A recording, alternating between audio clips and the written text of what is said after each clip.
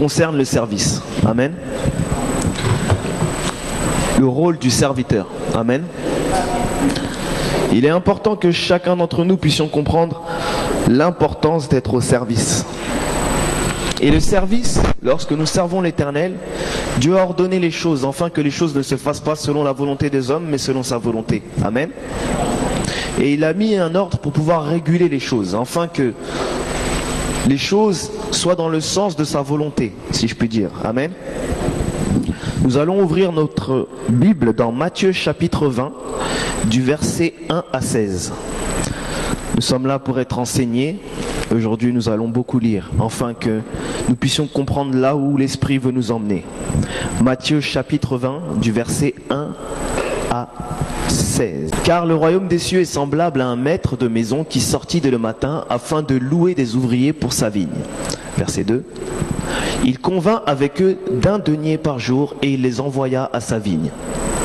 Il sortit vers la 3e heure et il vit d'autres qui étaient sur la place sans rien faire. Il leur dit, allez aussi à ma vigne et je vous donnerai ce qui sera raisonnable.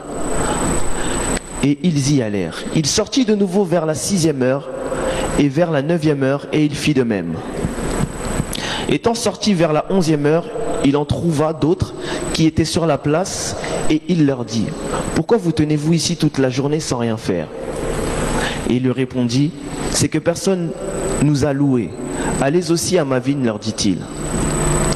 Quand le soir fut venu, le maître de la vigne dit à son intendant, appelle les ouvriers et paie-leur leur salaire, en allant des derniers aux premiers. Ceux de la 11e heure vinrent et reçurent chacun un denier. Les premiers vinrent ensuite, croyant recevoir davantage, mais ils reçurent aussi chacun un denier. En le recevant, ils murmurèrent contre leur maître de la maison et dirent, ces derniers n'ont travaillé qu'une heure, et tu les traites à égal de nous, qui avons supporté la fatigue du jour et la chaleur. Il leur répondit à l'un d'eux, mon ami, je ne te fais pas tort. N'es-tu pas convenu avec moi d'un denier? Prends ce qui te revient et va-t'en. Je veux donner à ce dernier autant qu'à toi. Ne m'est-il pas permis de faire de mon bien ce que je veux, ou vois-tu de mauvais œil que je sois bon? Ainsi, les derniers seront les premiers, et les premiers seront les derniers. Amen. Le Saint-Esprit nous amène dans une dimension prophétique où il veut nous faire comprendre en cette journée que les premiers seront les derniers. C'est quelque chose qui s'applique depuis la nuit des temps, si je puis dire. Si nous lisons dans ce passage, nous voyons qu'il y a la vigne. La vigne, c'est la mission, c'est le terrain dans lequel l'Éternel nous envoie chacun d'entre nous, afin de faire notre mission. Amen. Et nous voyons qu'il y a des heures. Et à chaque heure, de nouveaux ouvriers interviennent. Amen. Et nous voyons que les heures correspondent, si je puis dire, à notre positionnement sur le calendrier de Dieu dans la mission. Amen. Aujourd'hui, nous sommes en 2020. Mais en l'an 0, Christ était là, amen. Et il a mis des choses en place, amen. Et le même denier que Christ a obtenu par le travers de la croix, amen, c'est le même denier que nous recevons en ce jour, amen. C'est pourquoi la Bible dit les premiers seront les derniers, amen. Abraham, amen, dans son calendrier de Dieu, était avant nous, amen. Il a peut-être travaillé à la 3e heure, peut-être à la 2e, amen. Et il a reçu des bénédictions, amen.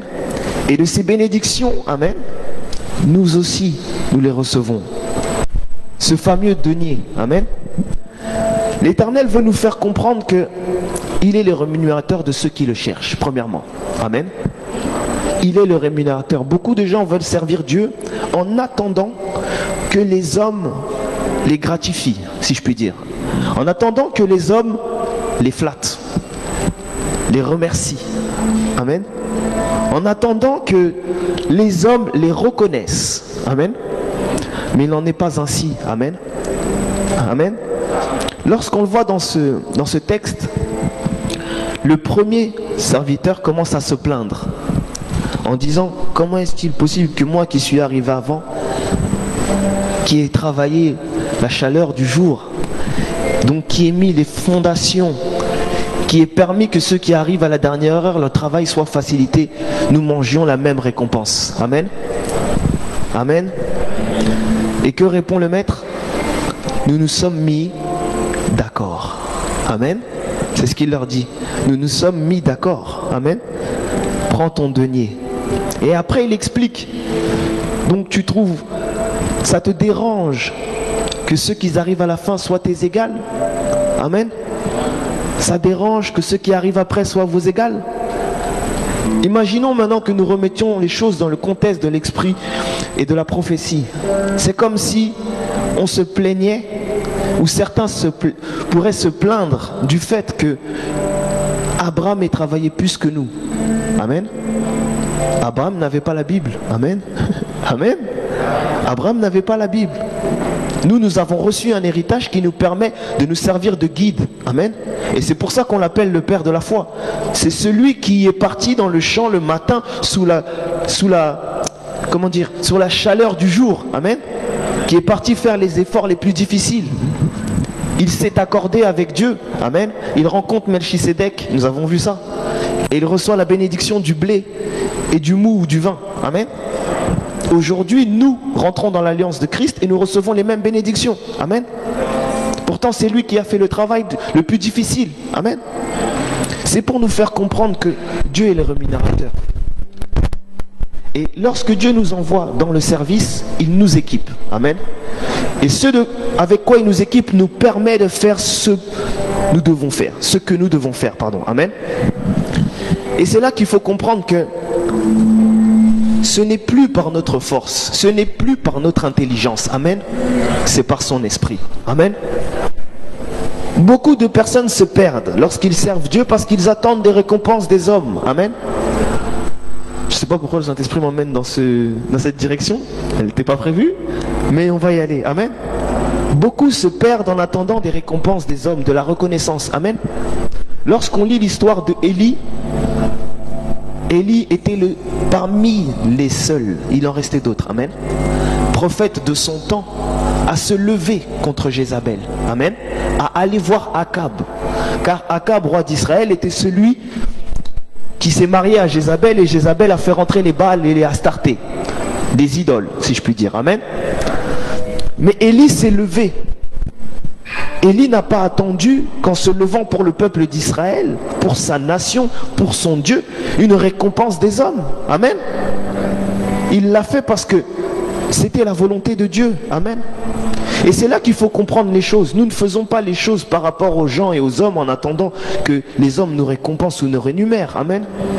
Mais nous faisons les choses pour Dieu. Amen. Pour sa volonté. C'est pourquoi il dit: tu aimeras ton prochain comme toi-même, mais tu aimeras Dieu plus que tout. Amen. Lorsque Dieu est au centre de ce que nous faisons les choses sans attendre, amen, des hommes, sans attendre de récompense. Et lorsqu'on sait dans son cœur qu'il est le rémunérateur de ceux qui le cherchent, Dieu pourvoit à tous nos besoins. Amen. Lorsque Élie s'est retrouvé dans la situation où Jézabel voulait sa peau, elle voulait le tuer, Dieu lui a trouvé un endroit de repos. Amen. Lorsque Dieu dit et permet que Élie ferme le ciel afin qu'il n'y ait plus la pluie, Dieu trouve un endroit où Élie allait boire. Amen. Est-ce que vous comprenez? C'est-à-dire que lorsque nous comprenons l'appel que nous avons et la mission dans laquelle nous allons, Dieu pourvoit. Mais ne soyons pas de ceux qui sont comme les premiers dans cette parabole, qui se plaignent à chaque moment. Oui, mais comment se fait-il que lui, il attend? Amen. Non. Amen. Dieu fait ce qu'il veut, il est souverain. Amen. Dieu est souverain et tout ce qu'il fait est bon et parfait. Si nous ne comprenons pas ça, c'est qu'il y a un truc qu'il faut changer chez nous. Amen. C'est que nous n'avons pas assez grandi. Amen. Vous savez, bien souvent, les enfants ne comprennent pas vraiment les choix des parents. Parce que les responsabilités, ils ne les ont pas, déjà, premièrement. Amen. La gestion des finances, ils ne l'ont pas. Amen. La vision de la maison, ils ne l'ont pas. Amen. Mais un enfant obéissant qui essaye de comprendre comment marche son père ou sa mère, commence à comprendre pourquoi les parents agissent de sorte. Amen. Et lorsqu'il rentre dans la vie active, il commence à comprendre que l'argent n'est pas fait pour être gaspillé. Amen. pas fait pour acheter des bonbons, des chewing-gums, seulement aller au cinéma, seulement faire ceci. Ça ne sert pas à ça. Elle permet de construire. Amen. Mais pour ça, il faut avoir un référentiel. Amen. Amen. Je rigole parce que le Saint-Esprit est en train de faire quelque chose de merveilleux. Amen. Nous allons lire Josué chapitre 1, versets 1 à 8. Amen. Josué chapitre 1, versets 1 à 8. Après la mort de Moïse, serviteur de l'Éternel. Amen. Après la mort de Moïse, serviteur de l'Éternel dit à Josué, fils de Noum, serviteur de verset 2, Moïse mon serviteur est mort. Maintenant, lève-toi, passe ce Jourdain, toi et tout ce peuple, pour entrer dans le pays que je donne aux enfants d'Israël. Verset 3. Tout lieu où foulera la plante de votre pied, je vous le donne comme je l'ai dit à... Vous aurez pour territoire depuis le désert et le Liban jusqu'au grand fleuve, le fleuve de l'Euphrate, tout le pays, les Essiens, jusqu'à la grande mer vers le soleil couchant. Nul ne tiendra devant toi tant que tu vivras. Je serai avec toi comme j'ai été avec. Je ne te délaisserai point, je ne t'abandonnerai. Verset 6. Fortifie-toi et prends... Car c'est toi qui mettras ce peuple en possession du pays que j'ai juré à l'heure de leur donner. Verset 7. Fortifie-toi, seulement aie bon courage en agissant fidèlement selon toute la loi que Moïse, mon serviteur, t'a prescrite. Ne t'en détourne ni à droite ni à gauche afin de réussir dans tout ce que tu entreprendras. Que ce livre de la loi ne s'éloigne point de ta bouche. Médite-le jour et nuit pour agir fidèlement selon tout ce qui y est écrit. Car c'est alors que tu auras du succès dans tes entreprises et c'est alors que tu réussiras. L'Esprit m'a poussé à vous accentuer certains passages afin que nous puissions comprendre que l'Éternel s'adresse à Josué en tant que serviteur de... Et parce qu'il est le serviteur de Moïse, il reçoit la bénédiction qui aurait dû arriver à... Amen. Et Dieu lui fait comprendre. Et c'est important de comprendre ces choses. Il l'appelle serviteur de... C'est-à-dire que sa loyauté, amen, sa fidélité, cette éducation qu'il a reçue vis-à-vis de Moïse lui permet, amen, de devenir fils et de recevoir, amen, ce que Moïse avait, ce que Moïse aurait dû avoir, ce que Moïse aurait dû manifester. Amen. Aujourd'hui, lorsque nous acceptons de vivre et de marcher dans la foi, amen, lorsque nous acceptons de vivre et de marcher dans la foi, amen, qui est le Père de la foi? Qui est le Père de la foi? Lorsque nous acceptons de marcher selon la foi, nous obtenons les bénédictions de... Vous comprenez? C'est-à-dire que nous nous mettons sous le leadership d'Abraham. Et lorsque nous employons et nous mettons ces choses en place, nous recevons ce qui lui a été promis. Amen. Il en est de même pour Josué. Amen. C'est difficile de tout lire, c'est pour ça que je vais essayer de résumer. En fait, il faut comprendre qu'à ce temps-là, Moïse n'était pas seul. Il y avait les 70 anciens. Amen. Et les 70 anciens avaient tous le même esprit que Moïse pour pouvoir gérer tout le peuple d'Israël. Amen. C'est Dieu qui a dit qu'il va mettre l'esprit qui est en Moïse dans les anciens, afin que Moïse ne devienne pas fou, qu'il ne fasse pas de burn-out, parce qu'une personne ne peut pas gérer 1 million de personnes, ou 1 millier, si je puis dire. Amen. Si tous les jours il faut recevoir tout le monde, à la fin c'est usant et c'est fatigant, c'est même impossible. Et Dieu donc permet que ces 70 anciens reçoivent ce que Moïse avait. Amen. Et donc permet qu'ils puissent agir comme Moïse agissait. Amen. Mais lorsque on arrive au moment où il faut prendre possession de la promesse de ce que Dieu dit, les 70 ne sont pas là. Amen. Les 70 ne sont pas là. N'est là qui? Que celui qui n'est pas l'égal, mais qui est le fils, le serviteur. Amen. J'accentue bien fils, serviteur. Amen. Parce que nous rentrons dans l'alliance de fils. Amen. L'alliance de Christ. Mais, en tant que fils, nous servons. Amen. Et donc, l'Ancien Testament est, si je puis dire, une image des choses à venir. Et dans cette partie, on nous explique en tant que serviteur. Mais c'est la même fonction que le fils. Amen. C'est pourquoi nous recevons également les bénédictions d'Abraham, mais aussi celles que Christ a laissées. Amen. Et ça ne dépend que de notre foi et de notre volonté, d'accepter de rentrer sous ce leadership qui est la parole de Dieu. Amen. Pourquoi j'accentue ces choses? Parce que nous devons comprendre que l'obéissance, c'est la clé de la progression. Amen. C'est la clé du développement, de la prospérité, de la réussite. Amen.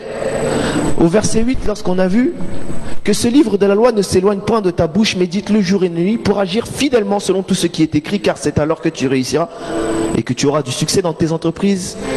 Amen. Pourquoi? Si nous suivons fidèlement cette parole. Amen. Un peu plus haut, je crois c'est au verset 5 ou 6, Dieu dit, si tu appliques les lois de Moïse. Amen. Si tu appliques les lois de Moïse. C'est pour aussi nous faire comprendre que le leadership est important. Amen. Il ne faut pas mépriser, voire négliger les hommes de Dieu qui sont à votre disposition. Amen. Car ces hommes de Dieu ont fait des accords avec Dieu. Amen. Dieu s'est accordé en denier, si vous préférez. Il s'est accordé en bénédiction. Il s'est accordé en ministère. Il s'est accordé en accessoires. Il s'est accordé en dotation. Il s'est accordé en onction. Il s'est accordé avec ses serviteurs. Afin que ceux qui seront sous puissent recevoir. Amen. Parce que le rôle du sacrificateur, souverain sacrificateur, car il a fait de nous tous un royaume de sacrificateurs. Amen. Mais celui qui porte la charge de l'église, parfois, doit travailler dès 2 heures du matin. Amen. Dès la première heure, comme nous avons vu avant. Mais il arrive que certains arrivent chemin faisant. Amen. Mais Dieu, dans son amour, il veut que ceux qui arrivent à la 5e heure, à la 3e heure, à la 9e heure, à la 11e heure, reçoivent la même bénédiction que ceux qui sont arrivés au début. Amen. Mais pour cela, il faut comprendre que Dieu attend que nous soyons obéissants. Amen. Josué a pu tirer le meilleur de Moïse parce qu'il était son bras droit. Amen. Vous savez, lorsque Moïse montait à la montagne, la Bible nous dit que le peuple de Dieu a fait un veau d'or. Ça veut dire tout simplement qu'il n'avait aucune considération de ce qu'était Moïse. Aucune considération de ce que Moïse leur enseignait. Amen. Ils se sont dit, ah, le chat n'est pas là, les souris dansent, si je puis dire, de manière vulgaire. C'est pour nous faire comprendre une chose simple. Que si Josué a pu rentrer dans cette dimension, c'est parce qu'il était obéissant. Amen. Car il faisait partie de ce peuple qui était dans le désert. Amen. Mais Dieu permet que la bénédiction qui doit arriver pour Moïse, ce soit Josué qui la reçoit. Est-ce que nous comprenons? J'essaie vraiment Saint-Esprit veut vraiment nous faire comprendre les choses de manière imagée, pour que nous puissions comprendre notre place et notre positionnement. Amen. Peu importe à quelle heure nous rentrons dans l'église. Amen. Peu importe à quel moment nous rencontrons Christ. Amen. La bénédiction est la même. Amen. Peu importe à quel âge je reçois le Seigneur Jésus-Christ. Amen. Peu importe à quelle heure je rencontre Christ dans ma vie. Amen. Dieu a la même bénédiction pour le pasteur comme pour le serviteur. Amen. Mais l'obéissance. Amen. L'obéissance. Deuxième exemple. Nous allons prendre nos Bibles dans 2 Rois, chapitre 2, du verset 14 à 15. Et après je vais expliquer. 2 Rois, chapitre 2, versets 14 à 15. La Bible tombait et il frappa les eaux. Et il dit, où est l'Éternel, le Dieu d'Élie? Lui aussi, il frappa les eaux qui se partagèrent ça et là, et Élisée passa. Amen. Je réexplique l'histoire rapidement parce que sinon on n'aura pas assez de temps. Amen. C'est l'histoire de Élie. Vous connaissez Élie le serviteur. On en a parlé un petit peu avant. qui se retrouve face à Jézabel et Akab. Amen. Et qui veut renverser les Baals. Et donc il se retrouve dans une situation où Élie prie et ferme le ciel. Lorsqu'il ferme le ciel, il ne pleut plus. Jézabel et Akab, s'excitent et c'est pour ça que Dieu l'exile et le met dans un endroit où il y aura de l'eau. Amen. À un moment, ça finit l'endroit où il est. Et Dieu le renvoie.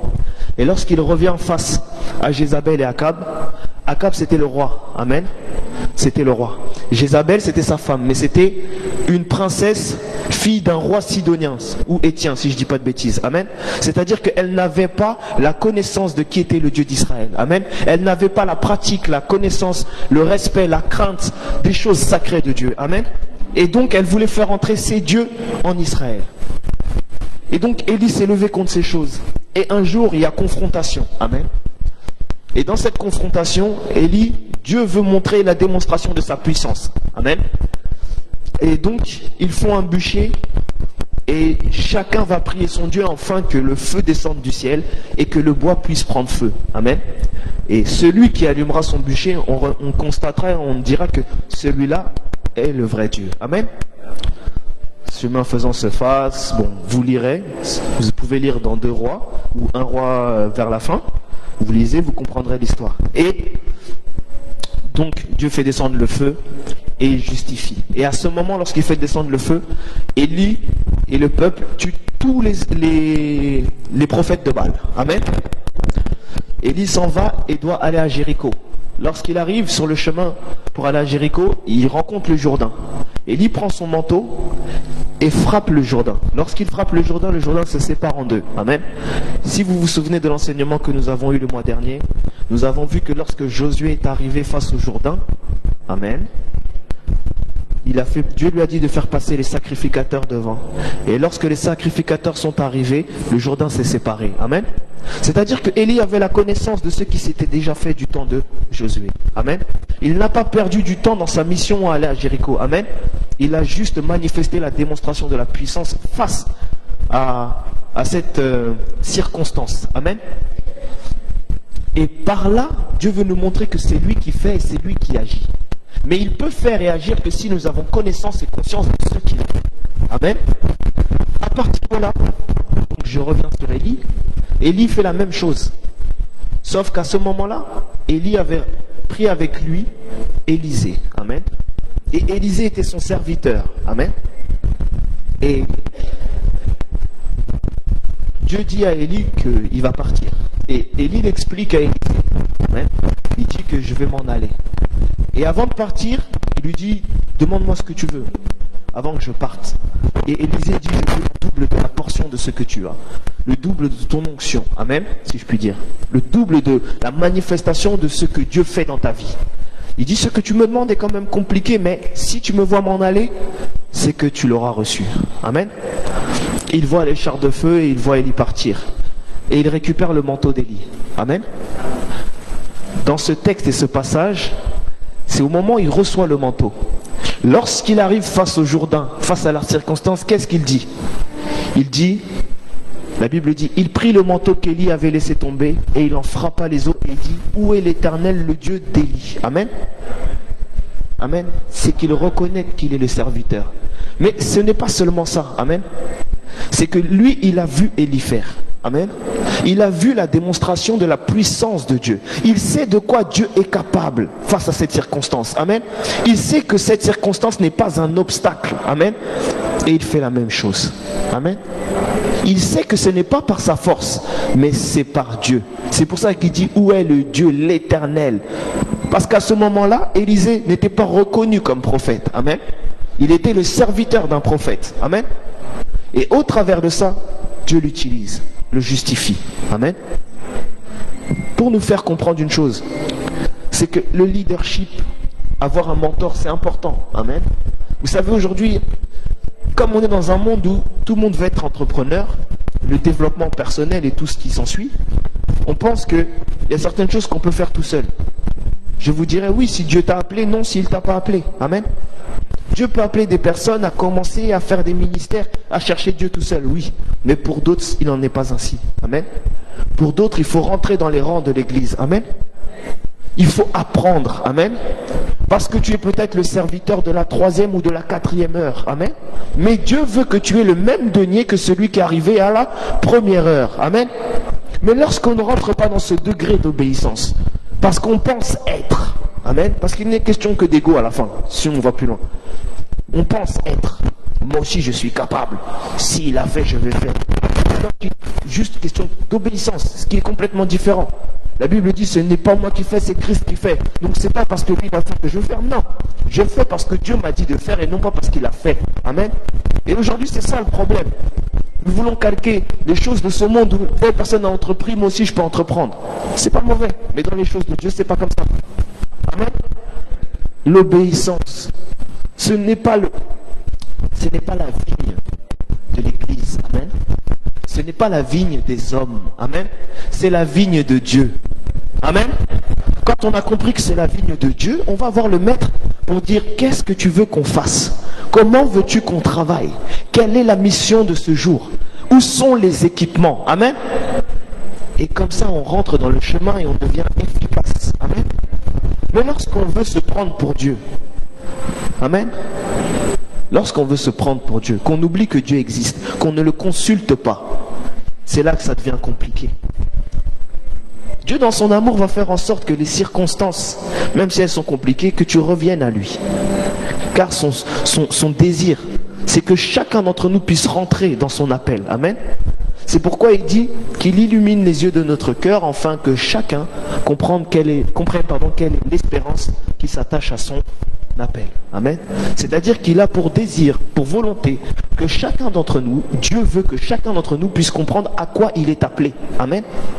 Enfin que s'il est un serviteur de la 1re heure, qu'il serve. Que s'il est un serviteur de la 5e heure, qu'il serve. Que s'il est un serviteur de la 11e heure, qu'il serve. Amen. C'est là que Dieu veut nous emmener. Mais Dieu veut nous faire comprendre que si tu n'es pas un serviteur de la 1re heure, sois au service. Amen. Sois au service de ton mentor. Enfin d'apprendre. Car le mentor s'est accordé. Souvenez-vous ce qu'on a lu juste avant.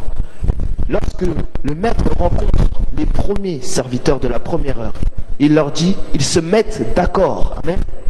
Il convient d'un denier. Mais toi qui n'étais pas là, si tu ne sais pas, tu ne sais même pas quelle sera ta récompense. Amen.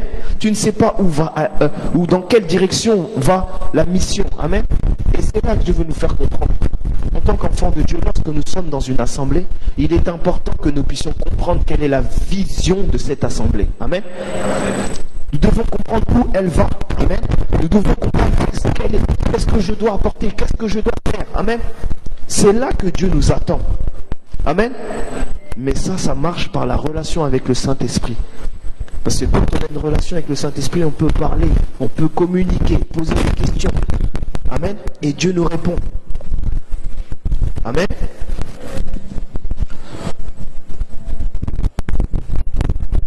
Éphésiens chapitre 4, du verset 9 au verset 16. Éphésiens chapitre 4, 9 à 16. Or, que signifie qu'il est monté? Sinon qu'il est aussi descendu dans les régions inférieures de la terre. Celui qui est descendu, c'est le même qui est monté au-dessus de tous les cieux, afin de remplir toutes choses. Et il a donné les uns comme apôtres, les autres comme prophètes, les autres comme évangélistes, les autres comme pasteurs et docteurs, pour le perfectionnement des saints en vue de l'œuvre du ministère et de l'édification du corps de Christ. Je m'arrête là. Amen. Dieu nous fait comprendre que s'il a mis en place l'ordre, amen, de l'Église, c'est dans le but, amen, de l'édification du corps de Christ. Amen. Amen. L'édification, c'est-à-dire l'édification, édification vient du mot édifice. Amen. Un édifice, c'est quelque chose de solide. Amen. Avec de bonnes bases. Amen. Et il attend donc dans la volonté de Dieu, il est que chacun d'entre nous soyons un édifice. Amen. Quelque chose qui a de bons fondements, qui ait une bonne compréhension de ce qu'est Dieu, une bonne compréhension de ce qui est Christ, une bonne compréhension de ce qu'est la mission, une bonne compréhension de quel ouvrier, de quelle heure je suis. Amen. C'est pourquoi il a mis en place toutes ces choses. Vous savez, beaucoup de gens commencent à remettre en cause tout ce qui est des choses de Dieu à cause, si je puis dire, de l'évolution de toutes ces mentalités. Ils veulent se conformer au siècle présent, ils veulent structurer l'Église. Amen. Vous savez, les choses de Dieu, ça appartient à Dieu. Si Dieu n'a pas dit de structurer, on ne structure pas. Amen. C'est pas parce que le monde se structure que nous devons pas structurer. Amen. C'est pas à nous à commencer à dire non mais tu vois Dieu ce que tu fais, je pense qu'il serait plus raisonnable Seigneur que tu fasses ça. Tu fais ça, tu vas, quand les autres ils vont voir, ils vont dire que ah amen, il y a un problème là. Amen. C'est comme si de notre petite personne, on commence à dire au Créateur, tu vois quand tu as fait l'arbre là, il est un peu penché. Fallait mettre un peu plus droit parce que s'il est perpendiculaire avec le sol, côté esthétique, amen. Ça n'a aucun sens. Amen. Il est le créateur. C'est lui, c'est pourquoi il a incliné. Il sait pourquoi il est debout. Il sait pourquoi c'est un peu plié. Amen. Et aujourd'hui, parce qu'on a une petite connaissance, une petite sagesse des choses de ce monde, on veut commencer à les appliquer dans les choses de l'Église. Amen. C'est pas ça que Dieu attend de nous. Amen. Il attend l'obéissance. Il attend que chacun d'entre nous comprenne déjà, je suis un ouvrier de quelle heure. Amen. Comme ça, si je suis un ouvrier de la 5e heure, que je me renseigne sur quelle est la récompense des ouvriers de la 1re heure. Amen. Quels sont les outils qu'ils ont reçus? Dans quelle direction nous allons aller? Amen. Il faut aussi consulter Dieu. Amen. Je ne dis pas qu'il faut dépendre des ouvriers de la 1re heure. Je ne dis pas ça. Amen. Je dis que nous devons comprendre. Amen. La vision. Nous devons comprendre la mission et le rôle que chacun d'entre nous allons jouer dans cette mission. Amen. Nous continuons la suite. Verset 13. Jusqu'à ce que nous soyons tous parvenus à l'unité de la foi, de la connaissance du Fils de Dieu, à l'état d'homme fait, à la mesure et à la stature parfaite de Christ. Je m'arrête là. Dieu veut nous faire comprendre que cette édification, voilà son rôle. Amen. L'unité de la foi. Amen. C'est-à-dire que nous formons un ensemble qui s'appelle l'Église. Amen. Dans certaines églises, il y aura des têtes pensantes. Amen. Qui seront des apôtres, des pasteurs, des évangélistes, peu importe. Amen. Même des anciens. Amen. Et dedans, il y aura des gens qui serviront le corps, qui seront partie intégrante du corps, qui seront des bras, des pieds, des mains. Amen. Mais si ce corps doit marcher, évoluer, agir, monter, grimper, il a besoin de tout le monde. Amen. Un cerveau ne suffit pas. Amen. Il servira juste à éviter peut-être les problèmes. Amen. Mais le corps ne pourra pas avancer. Amen. Et voilà l'importance que chacun comprenne de quel ouvrier il est, de quelle heure. Amen. Enfin qu'il comprenne quelle est l'espérance qui s'attache à son appel. Amen. Enfin qu'il ne se décourage pas face aux circonstances, car il est déjà au courant qu'il va gagner et recevoir un denier. Amen. Je ne sais pas si vous comprenez. Parfois notre cœur se trouble parce que nous ne savons pas où nous allons, parce que nous n'avons pas compris les choses auxquelles Dieu nous appelle. Amen. Nous avons la grâce d'avoir la Bible dans laquelle nous avons des témoignages. Amen. La parole de Dieu qui nous parle de nos prédécesseurs, comme Moïse, comme Abraham. Amen. Pour lesquels nous avons des référentiels pour des circonstances et des situations. Amen. Mais imaginez eux qui n'avaient pas ces choses-là. Amen. Ils marchaient dans la foi. Et aujourd'hui, nous devenons des fainéants. Amen. Nous voulons les choses tout de suite, tout le temps, rapidement. Amen. Nous ne voulons pas croire, penser, nous rester dans la présence de Dieu, être obéissants. Non, on veut tout de suite. Et ça, c'est pas bon. Amen.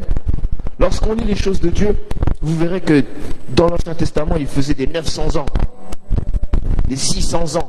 Imaginez le temps que certaines choses pouvaient mettre. Amen. Le temps de Dieu n'est pas le temps des hommes. S'il permet que les premiers serviteurs, qu'ils soient Abraham, qu'ils soient même avant, amen, arrivent, les premiers de la 1re heure arrivent dans ce temps, et que nous arrivons peut-être à la 10e, 11e, 8e, 9e heure, amen, Dieu sait pourquoi il a fait ces choses-là. Mais la Bible dit, il est le rémunérateur de ceux qui le cherchent, amen. C'est-à-dire que la Bible dit que votre cœur ne se trouble point. Croyez en Dieu, croyez en moi. C'est Christ qui parlait, amen. Pourquoi? Pour nous faire comprendre que peu importe les circonstances qui vont arriver, celui qui demeure sous l'abri du Très-Haut repose à l'ombre du Tout-Puissant. Amen. C'est-à-dire que les problèmes peuvent arriver, oui, c'est une réalité. Mais en vérité, nous avons la capacité de dominer sur tout ce que nous rencontrons. Amen. Et c'est là le problème de l'Église aujourd'hui.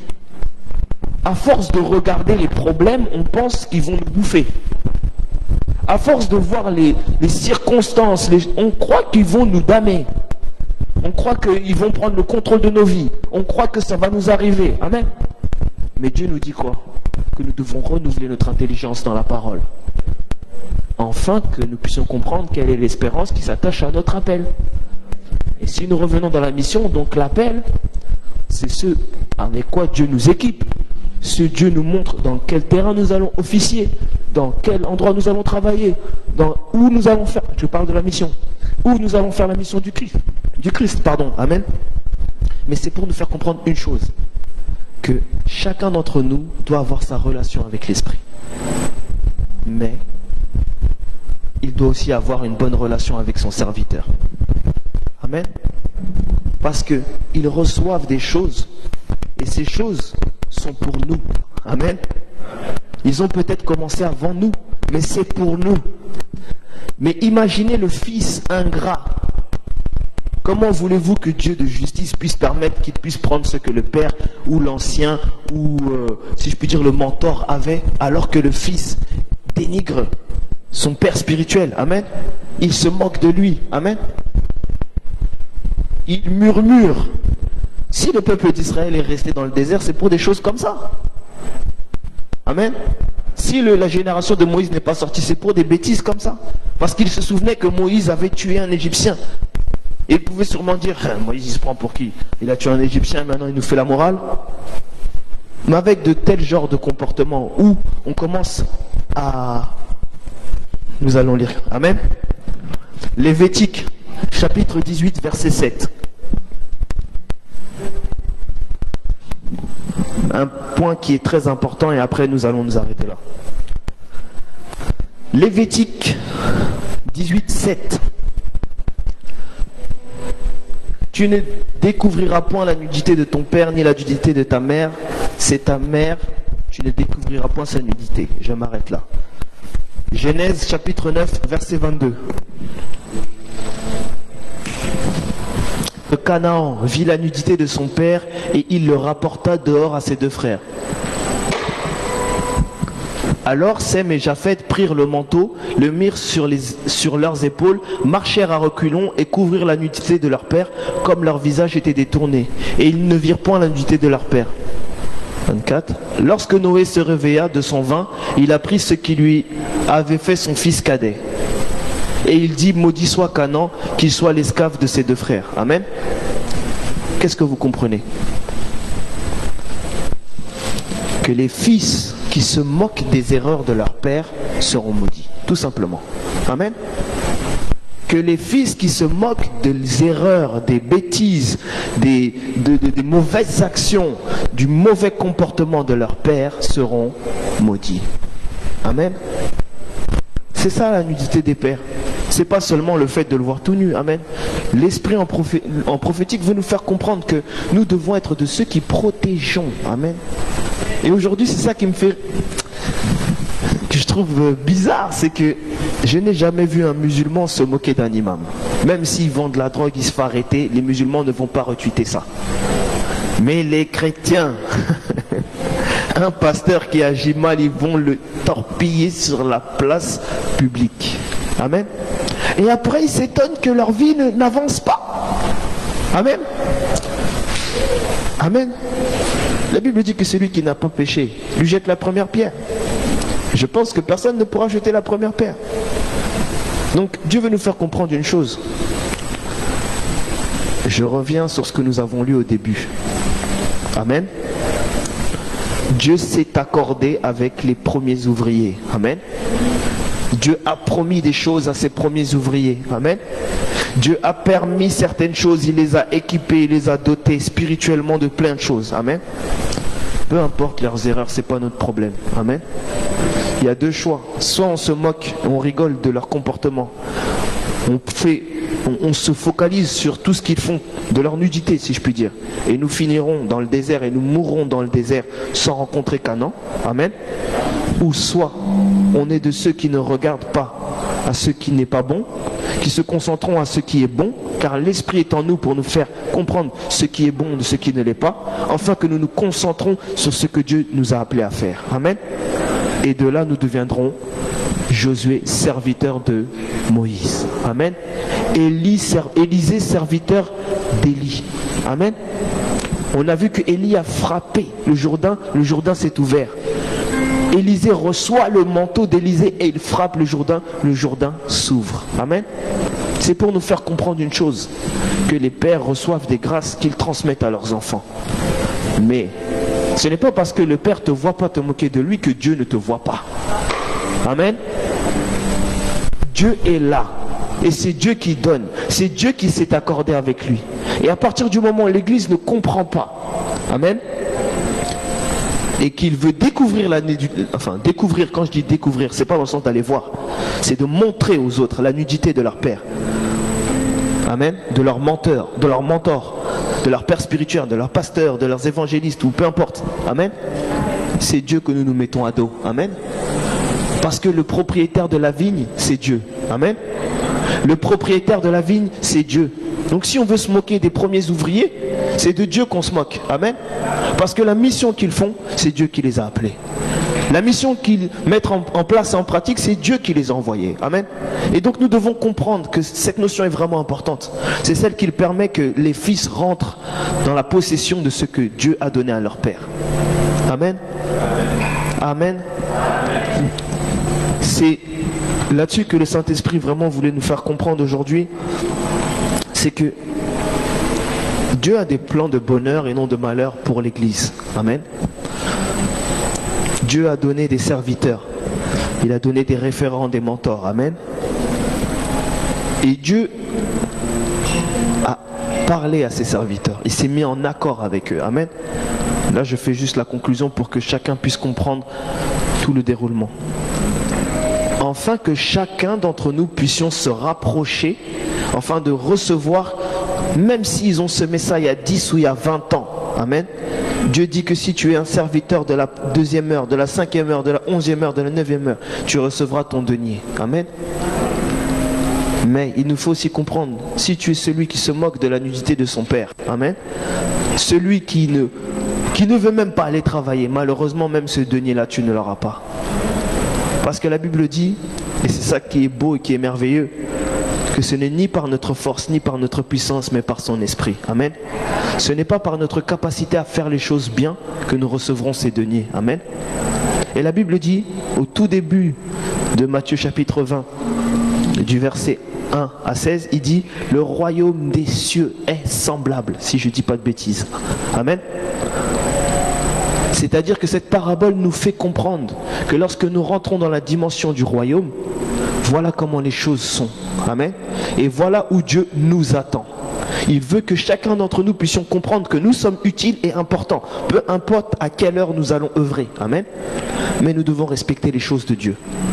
Dans Éphésiens 4, il nous a expliqué pourquoi il a institué des prophètes, des pasteurs, des apôtres et toutes ces choses. Afin que nous puissions former l'unité de la foi. Amen. Lorsque nous sommes de ceux qui se moquons de ceux qui tombent, il n'y a plus d'unité. Amen. Et même les bénédictions que Dieu avait données à cet homme, je vous dis que vous passez à côté. Et nous devons demander pardon. Seigneur, pardonne-moi de m'être moqué. Seigneur, pardonne-moi de ceci. Dieu pardonne, amen. Mais on peut gagner du temps. Amen. On peut éviter des problèmes, les ceci, de cela. C'est pourquoi nous devons avoir les yeux fixés à Dieu. Amen. Un serviteur est fait mal, c'est Dieu. C'est Dieu le propriétaire de la vigne. Amen. Dieu va s'arranger avec lui. C'est lui qui distribue les bons points. Pourquoi nous on commence à se moquer maintenant des serviteurs alors que nous n'est même pas les propriétaires? C'est ça la question. Quel est notre... En quoi ça nous regarde, j'ai même envie de dire parfois. En quoi ça nous regarde? Amen. Ce n'est pas nous qui distribuons, ce n'est pas nous qui donnons. Et quand on a compris ces choses-là, c'est là qu'on comprend qu'il est vraiment les rémunérateurs. Amen. Parce que lorsqu'un homme de Dieu agit mal, c'est Dieu qui va donner en bien ou en mal. Amen. Alors pourquoi on s'en occupe? De la même manière que l'homme de Dieu, quand il n'y a pas, c'est pas à l'église qui va se retourner, il va se tourner à Dieu en disant, Seigneur, tu m'as dit de faire ceci, de faire cela. Regarde la situation. Et comme Élie lui dira, va dans la vallée de trucs, tu t'ouvras, il y a un lac, tu resteras là, et le temps que la pluie ne tombe pas, toi tu vas pouvoir te ressourcer. Et Dieu en fait encore plus grand. Il a envoyé des corbeaux pour qu'ils puissent manger le matin et le soir. Amen. Moïse, c'était la même chose. Il a mis la colonne de feu et la colonne de nuée, afin qu'il soit conduit le jour et la nuit. Amen. Est-ce que vous comprenez? Dieu est vraiment le rémunérateur, le pourvoyeur, celui qui donne tout et qui fait tout. Et donc tout ce que nous faisons qui a attrait avec la vie de l'Église, il faut qu'on comprenne que ça appartient à Dieu. C'est sacré. Amen. Nous devons être obéissants, respectueux. Amen. Même si aujourd'hui on peut rire de tout en France, ne soyons pas de ceux qui vont rire des choses de Dieu. Amen. Parce que nous avons la connaissance de savoir que ce n'est pas bon. Amen. Amen. Et c'est là que Dieu dit, médite cette parole jour et nuit, c'est alors que tu réussiras dans tout ce que tu entreprendras. Amen. La connaissance de la parole de Dieu nous évite de rentrer dans des pièges. Parce que pour finir, lorsque l'Église agit comme ça, c'est qu'elle tombe dans le piège de l'ennemi. Amen.